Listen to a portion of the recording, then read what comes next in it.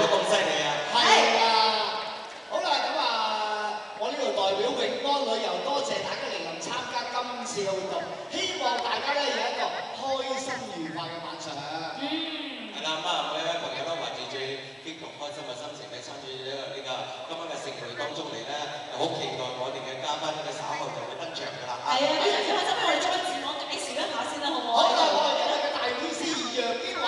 好，俾掌聲。好，大家好。我係今晚嘅大會主持明仔。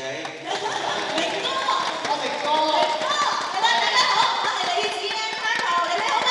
係啦，做咗兒歌天就係李思欣小姐。